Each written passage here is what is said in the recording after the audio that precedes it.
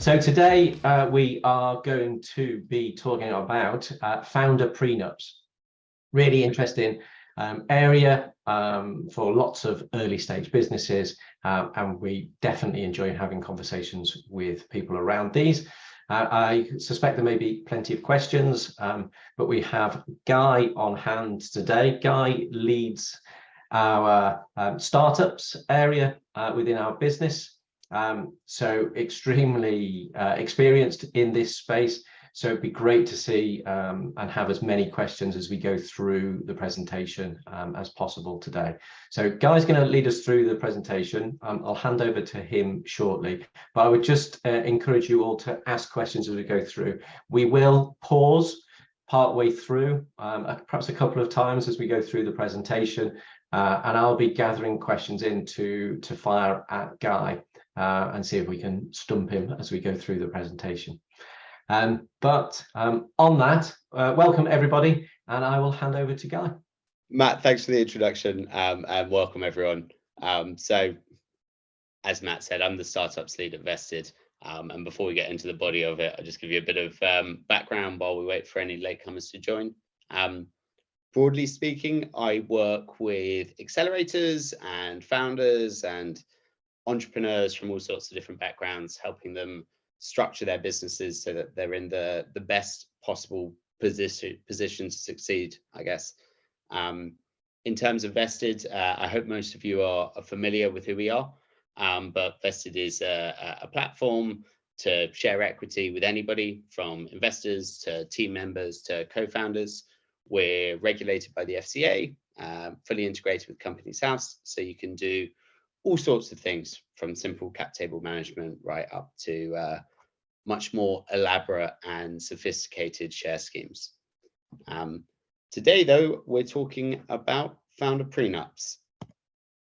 I guess before we get started, can anyone hazard a guess as to the main reason for startups failing? It's probably not the most interactive of environments to ask that question, so I'll answer it for you. It's pretty straightforward. It's due to interpersonal conflicts with the founding team, and that may come as no surprise to most of you.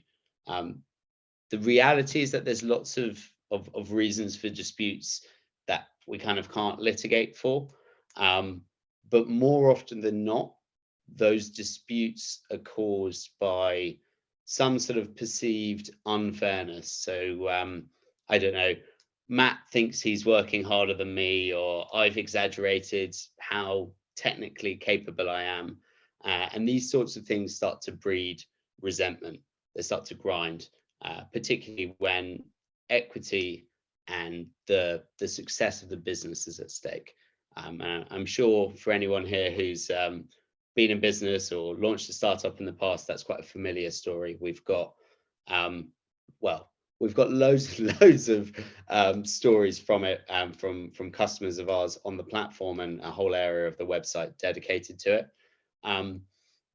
As a result, though, and before anything else, I'd encourage all of you to have open, honest conversations with prospective co-founders, you know, to try and talk through exactly what your expectations are and what your aspirations are, but even more importantly, to understand what everyone's bringing to the party. And those things don't have to be the same, right? So one person might be a killer salesperson, another might be great at raising funds, and a third could be, I don't know, like a technical wizard. But as I'll get to later, and without spoiling too many of the surprises, you should relate their stake in business to delivery of those things that they've said they're going to bring. And in that way, you can kind of prevent the feelings of unfairness, prevent the resentment that often breeds over time. Once you've had that conversation, though, what do you do? I guess I've already hinted at this, but it's all about founder vesting. It's all about ensuring that an equity stake in the business relates directly to what people are actually doing, so that when and this is slightly inevitable, I'm afraid. People let you down for good reasons as well as bad. Oftentimes you'll find that people's situations just change. Perhaps they have to, I don't know, perhaps a loved one's fallen ill and they have to become a primary caregiver, or they've got that once in a lifetime job opportunity that they just can't say no to. What you want to do is ensure that they don't walk away with the stake of the business that you're still building. And like I say, there's a few different ways to do this, most of which are based upon the use of different share classes. So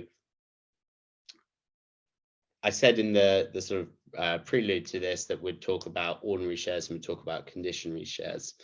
Most of you, I hope, and I think, will be familiar with ordinary shares. It's kind of what 99% of companies incorporate with, and indeed, it's what lots of founders will ever only encounter.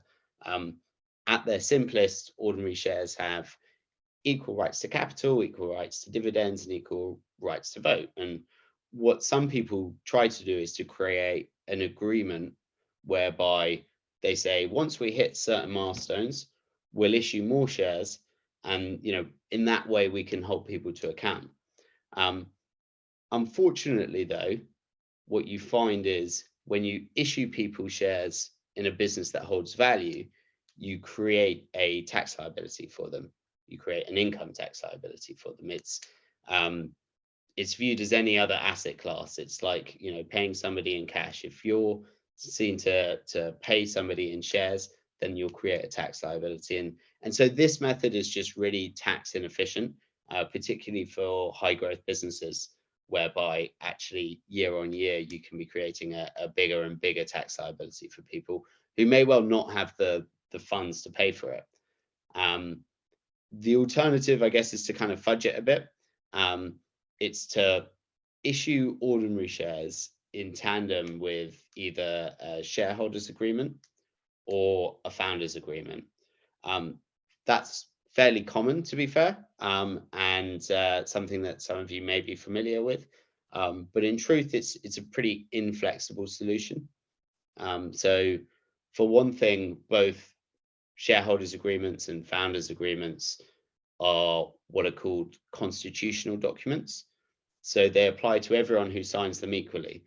In other words, what you're not able to do is something that I would recommend, which is have vesting conditions which reflect different people's outputs and inputs. You can't have conditions like revenue generation for somebody and capital raising for another. Each has to be identical. So you'll find that everybody has the same time-based vesting agreement.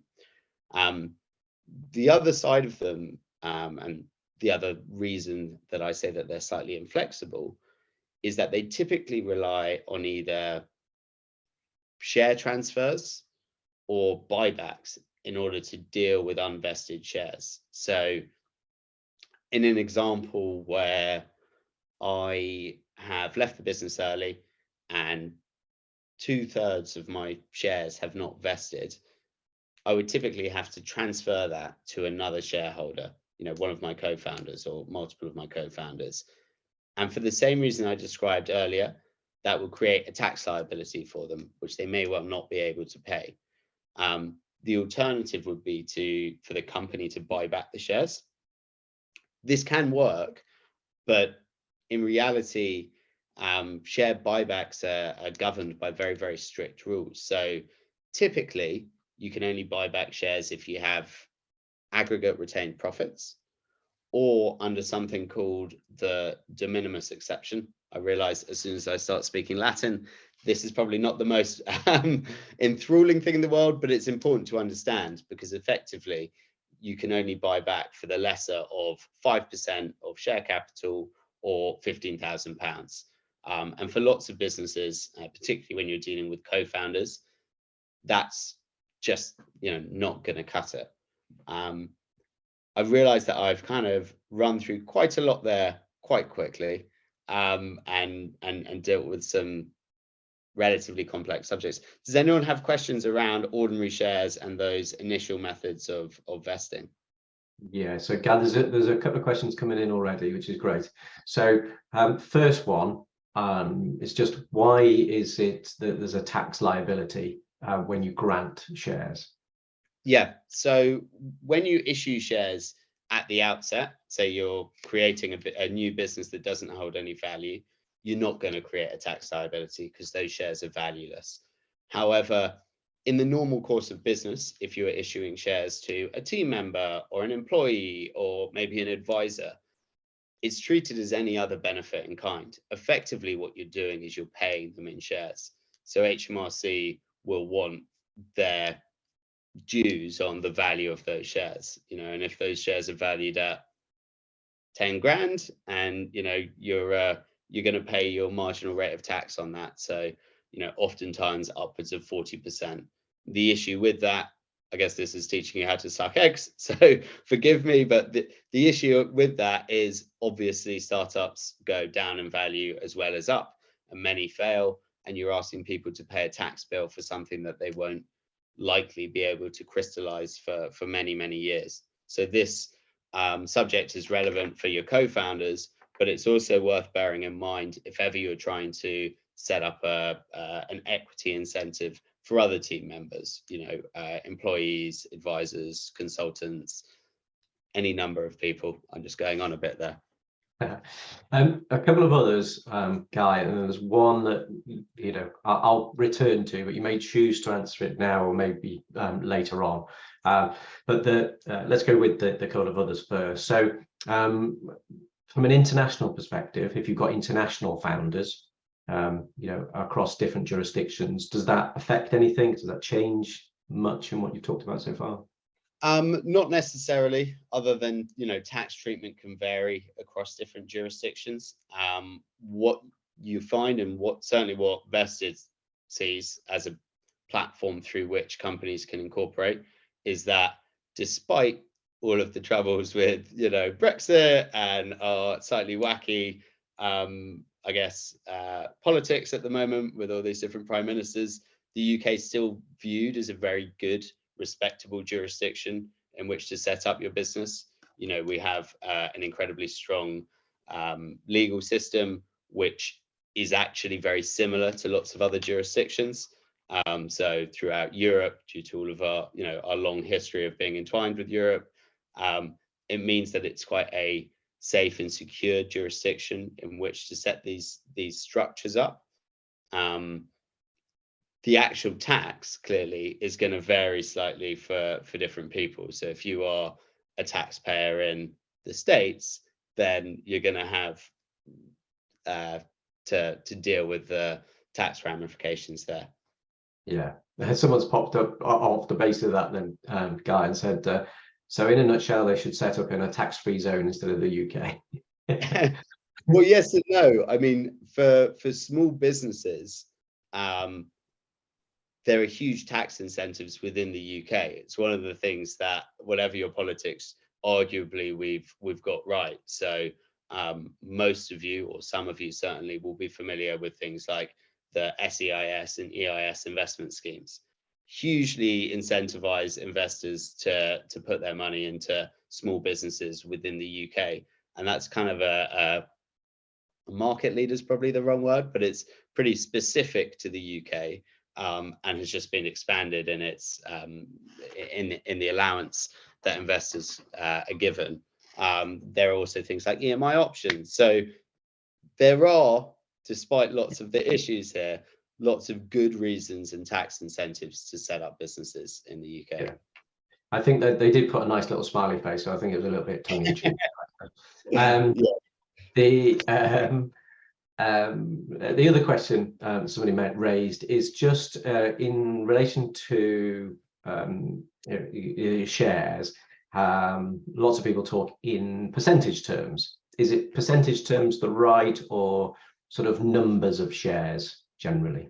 Yeah, that's a good question, and that is something I see coming up quite a lot with founders at the accelerator programs we work with.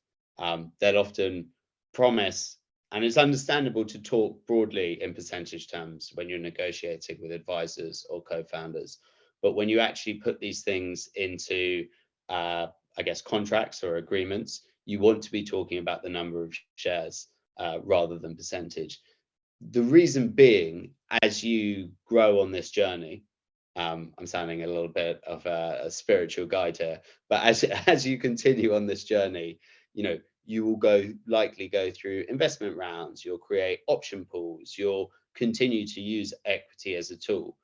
If I have agreed in writing with Matt that he gets 5% of my business, well, I will get diluted every time I issue new shares to an investor, but I've promised Matt that he has 5%. So you add a complication that you just don't want to be there. You really want to be talking in terms of number of shares.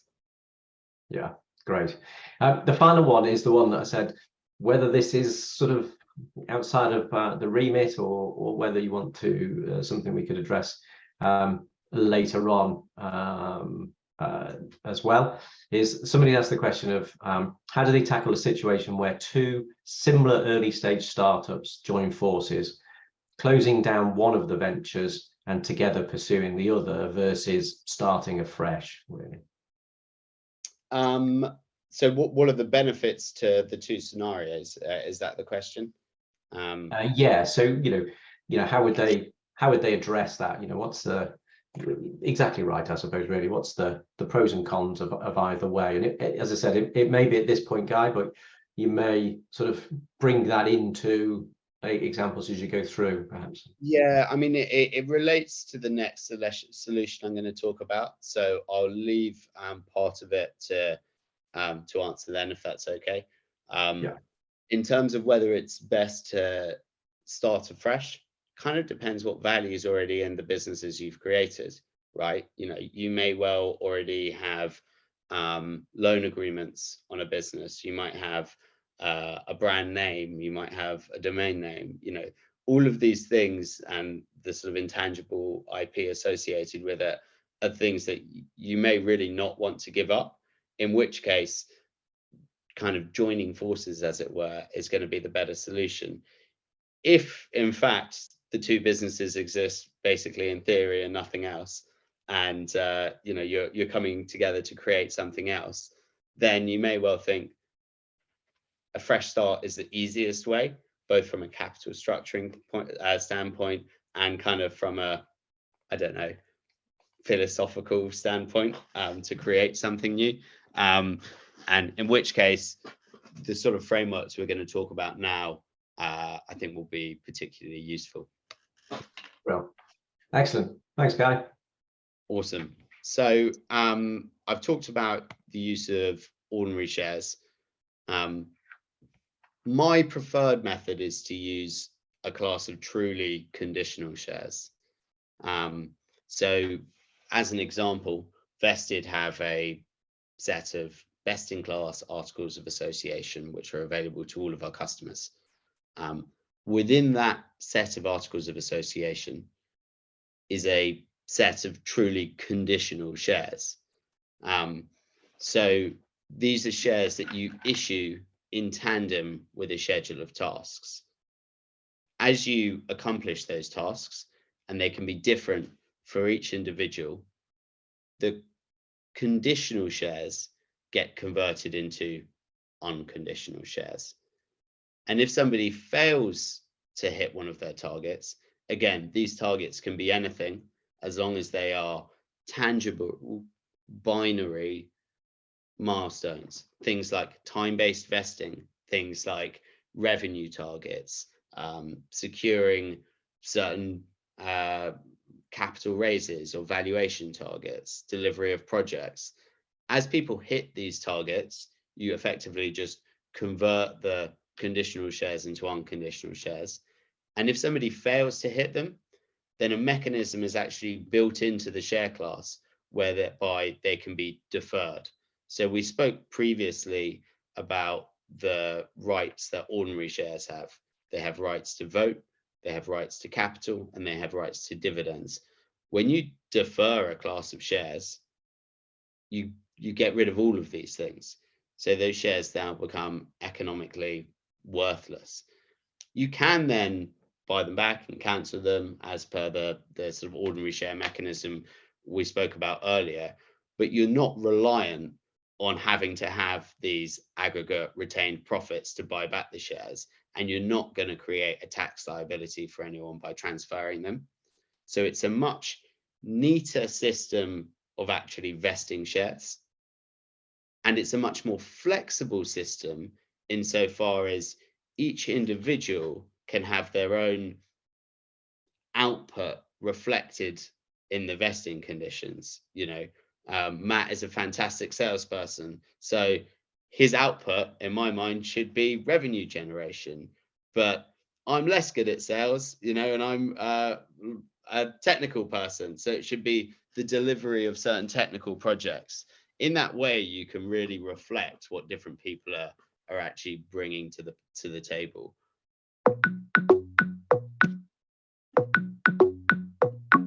Apologies.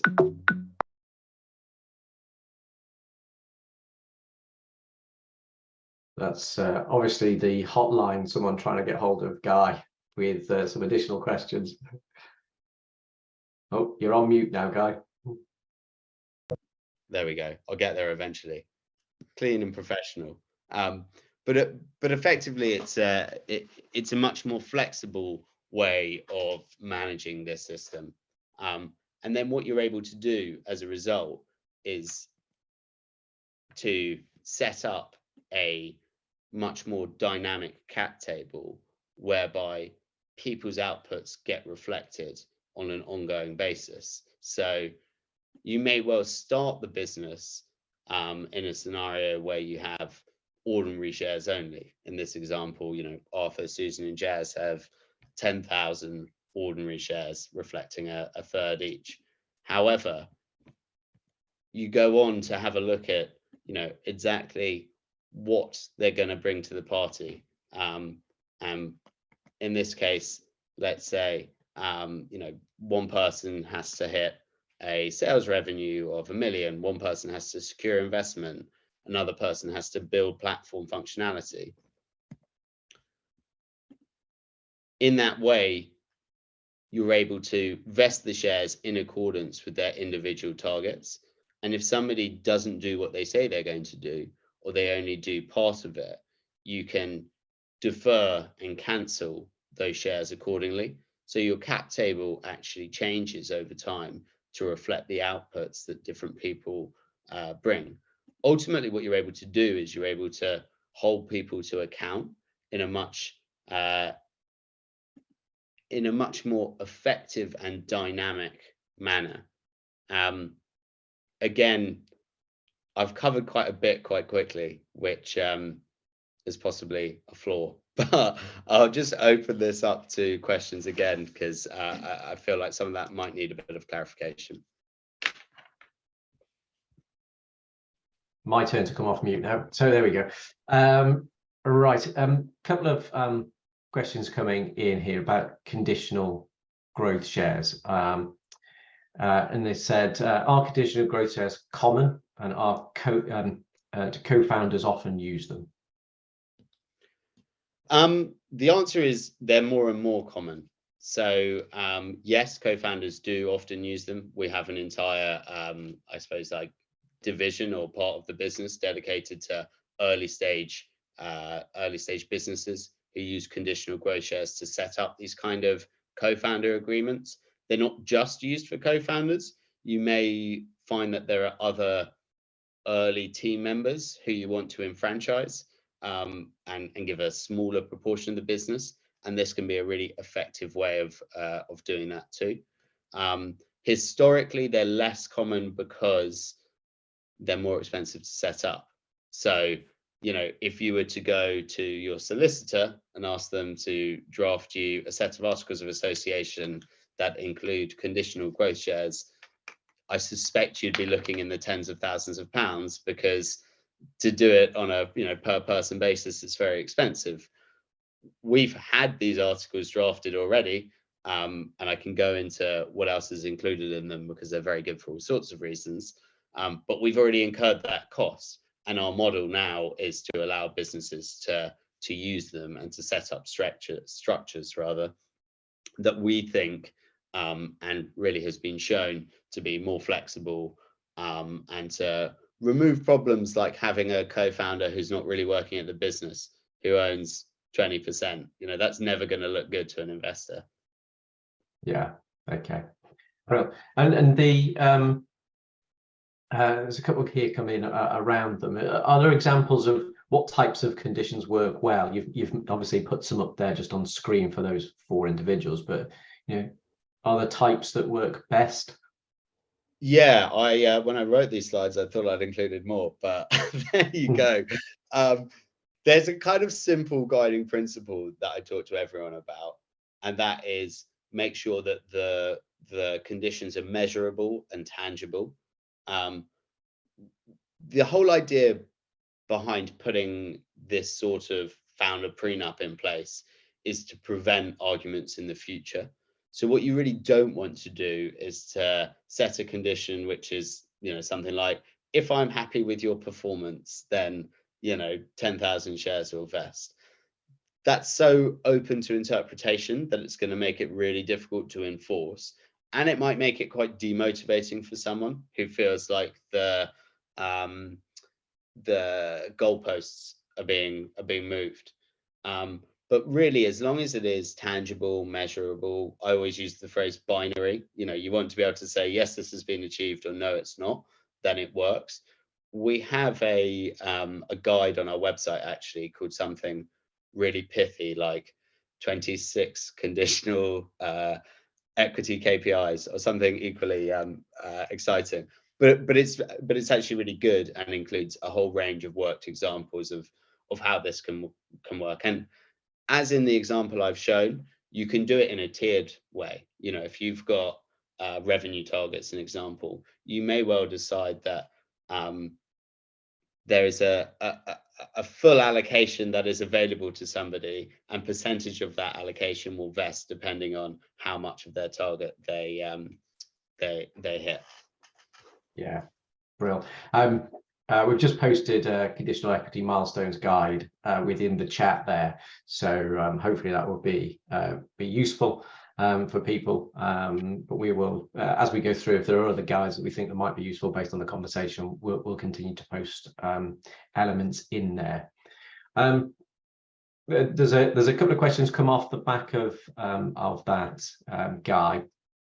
So I think it's potentially, it's a bit more detail will probably be needed, I would suggest, but it's because you're right, we talk a lot about trying to take the ambiguity out of it, but I'm sure lots of people, particularly when they're talking to, whether that's advisors or they're unsure about what the business is and or how they might pivot, is what somebody's come up with here. So there was 2 related to that, to say, how can you quantify kind of things like R&D efforts, or in an early stage where founders are searching for their angle and might pivot a lot, how can you define the deliverable in a smart way that's adequate for quantify?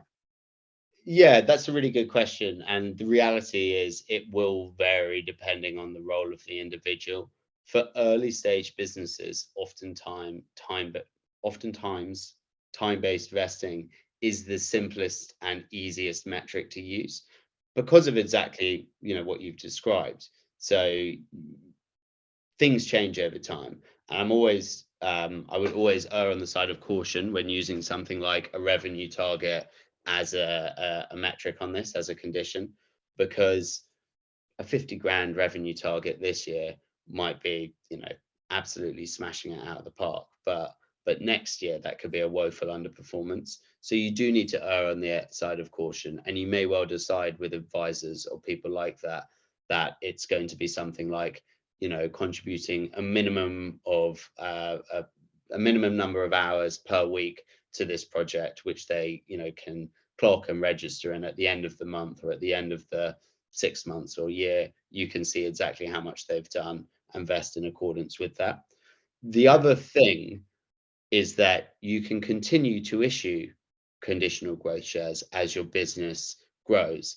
And that's kind of the next part of my presentation, which is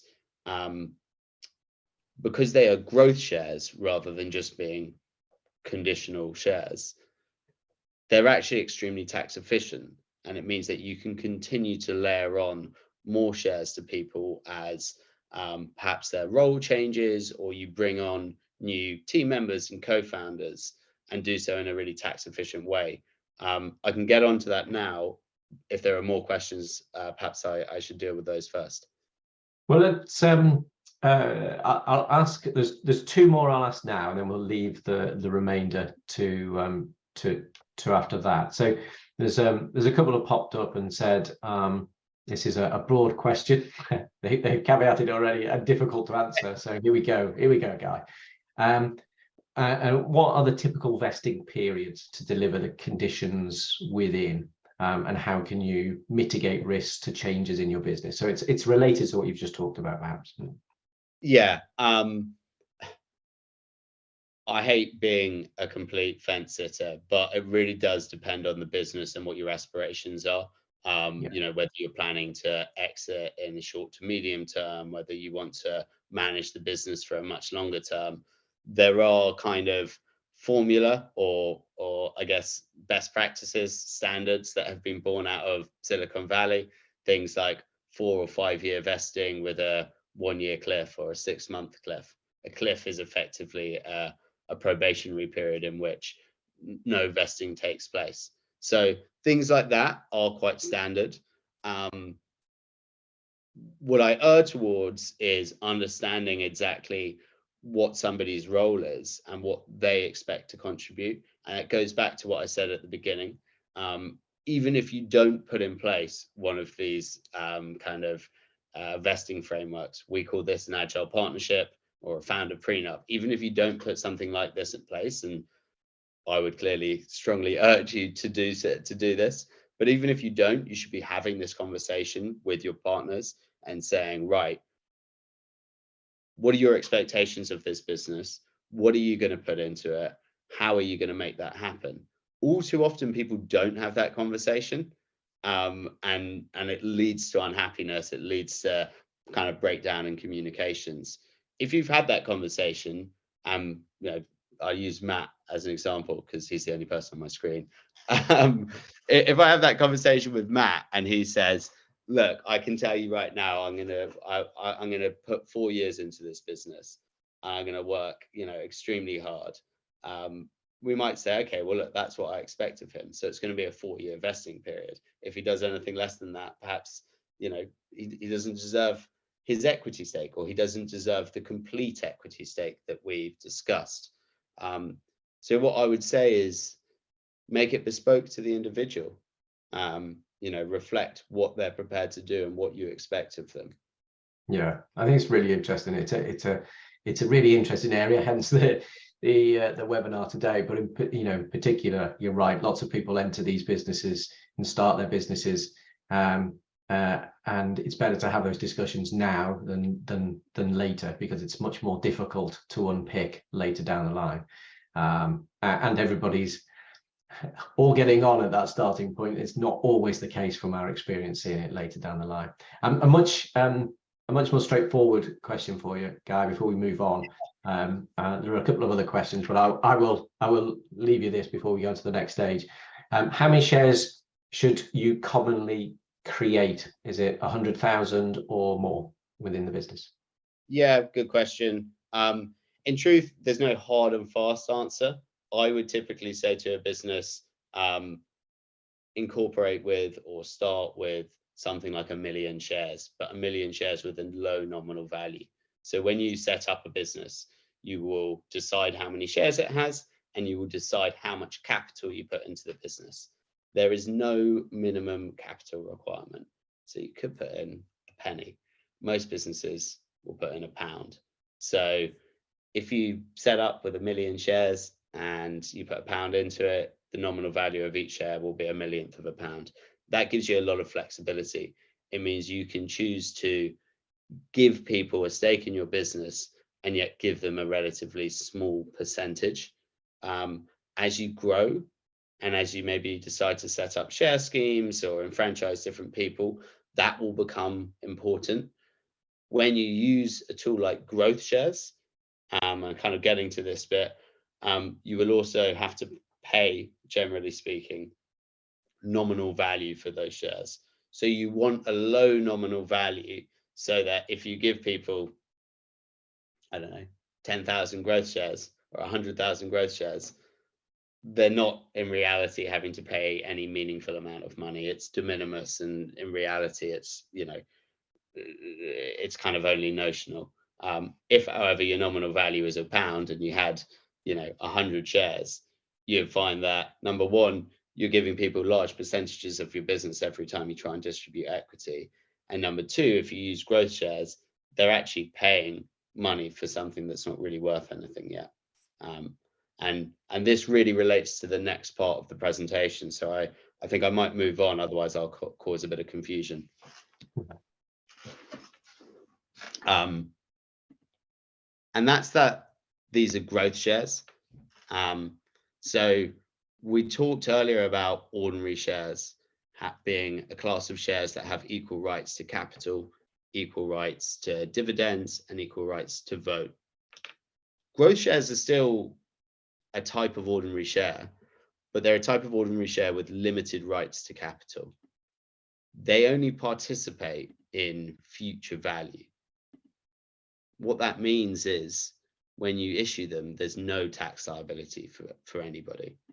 Right at the beginning, if you use this conditional class of share and you don't hold value, let's say you haven't raised investment, you know, you don't have material revenues, you don't have material net assets, then you could issue these conditional growth shares from zero and just use the conditionality. But as you grow and you realize, as you know, one of the questions said earlier, that you've redefined people's targets, or the business has pivoted, or you've brought on a new person, you may want to issue them these conditional shares without creating a tax liability for them. So what you'd do is you'd value the business today. Let's say it's worth, well, so you'd establish what the value is today. In the case that I've got up here, Steph and Ted have built the company to a value of £2 per share.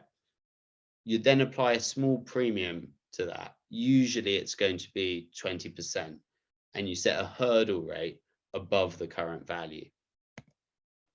Your new joiner, Jim, or whoever this may be, then participates in all of the value above the £2.40 level. So if the business is sold for £5 a share, Jim would only participate in £2.60 worth of value. This is really useful from a tax perspective, as when the shares are issued, they're not worth anything. You know, they're below that hurdle rate. So there's no income tax due. Alternatively, if you were to issue, you know, somebody ordinary shares and the company was worth £2 a share, they'd be paying their marginal rate income tax, maybe 40–45% on that £2. So it's stark how much more tax efficient they can be.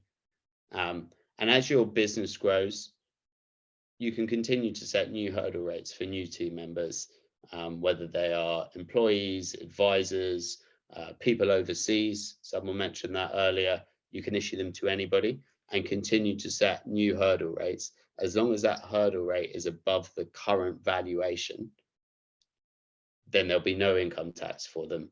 All they'll pay is capital gains. Capital gains is usually applied at 20%. If this is a founder, so they own more than 5% total stake in the business, then they may well be eligible for something called business asset disposal relief, which is pretty rubbish acronym, BADR, but essentially it means that your capital gains gets reduced from 20 to 10%. So they're a hugely tax efficient tool. We've talked about using them today mainly due to their inherent conditionality, which is kind of unusual, but actually a lot of the time when we're dealing with more mature businesses, they're used because they're a tax efficient way to incentivize people, and it's something to bear in mind. I think I've probably got more slides here. Actually, I'll pause on that because it feels like an important thing to discuss, and if there are questions on them, I'd just like to answer them quickly. Yeah, sure. So there's two in particular come through, Guy, that I'll raise now. But one is it came in just before you went through those slides, so it may be just sort of reiteration of it. So it said smart objectives sound like a clever idea. Can you talk about timing and how this evolves, which is really where you've kind of gone into a little bit already. So your example feels like a solution for the foundational steps: raise cap, build MVP, etc. The challenge I see after, say, year 2, when a co-founder walks away, wait, for whatever reason, do you constantly repeat the objective setting over time as the business evolves? Yeah, I mean, the answer also is that you can have, you could issue them multiple issuances of shares with slightly different vesting conditions. So using Matt as my glamorous assistant once again, we might decide that one set of 10,000 shares are going to be dependent on him staying with the company for 5 years, and they will vest accordingly. Another 10,000 shares might be on delivery of certain targets. After that 5 years, we might decide actually we're going to issue more of these growth shares. These growth shares won't create a tax liability because they're issued out of the money. Effectively, they don't hold value yet. They'll only have a stake in future growth. And those shares can then be given different vesting conditions to reflect what we're doing at this point in time. Well, thanks, Guy. And the other one was, I take it no dividends can be taken until they become unconditional. So this depends actually, and it's at directors' discretion. You can, as directors, choose to pay dividends to conditional growth shares, i.e., before they've vested. Once they've vested, if you choose to pay dividends to that class of shares, you have to pay them to the vested shares, if that makes sense. So there's discretion while they're unvested, and once they're vested, if the directors decide they're paying this class of V shares dividends, you have to pay them to the vested shares. Yeah, I think it's important at that point to be, when there is conditionality against them, is to be cautious. So if you think that actually you put in growth shares straight away, and you've said they're out of the money, and then all of a sudden you were to issue dividends, then they obviously have a value. So that's a sort of a cautionary message, I would suppose, that you would probably need to consult with a tax accountant at that point, perhaps a tax advisor. Yeah, I mean, in honesty, we've been describing their use for early stage businesses to set up, founders agreements, for want of a better word, founder prenups. And in reality, you're unlikely to be taking dividends out of the business at this stage, unless you are wildly successful, in which case I'm open to to jobs. But in reality, you're not going to be taking dividends out of the business this early. Once you are at that stage, assuming that the shares are vested, then you'd pay them. Yeah, good. Now, there's a couple of questions on the dividends there, so I think that's hopefully answered those. And then this is one that is a bit more specific, and you may have come across this, Guy, in your time, but somebody's put, I've heard that some VCs might request a reset of the vesting conditions. Can they also affect growth shares granting granting growth shares? Yeah, that is a good question. I'm not entirely sure what the answer is. So some VCs may well. Most VCs, in my experience, want to see exactly this sort of vesting arrangement set up. What they want to avoid is scenarios whereby one co-founder has effectively left the business and still has a stake in it. That's a huge red flag for investors generally. So however you set it up, they will generally want to see, a vesting schedule in place. Yeah, great. That's it for the time being, Guy. Well, all right, cool. Well, the last of this is just about how you would set it up. So I've talked about why it's useful and why it's, why it's beneficial. Effectively, in order to use growth shares, let's see what my next slide is actually. Yeah, effectively, in order to use growth shares, you need to, first of all, have a set of articles of association that enable them. So if you incorporate or vested, or if you join us as an existing company, you can adopt those articles, free of charge, or rather included in your subscription fee. They're really good for all sorts of reasons. So from the questions that have been asked today, it sounds like most of you have plans for raising investment or a growth trajectory, basically. If that's the case, having a more bespoke set of articles than the model articles, which is what most people adopt, for free at Companies House, would be advised. These include things like drag and tag clauses, so that no minority shareholder can hold up the sale of the business, good leaver, bad leaver clauses, and of course, they include these growth share clauses. So they're actually based on the British Venture Capital Associations. And once you have them, you're able to issue growth shares. The process for doing that's pretty straightforward on the platform. It's fully integrated with Companies House. So you generate a share offer. It will generate a schedule of tasks, a task agreement. Once somebody agrees to completing those tasks, the platform will auto-generate all the forms you need to issue shares. So SHO1 form, file it at Companies House, share certificates, and then everything can be managed through the platform.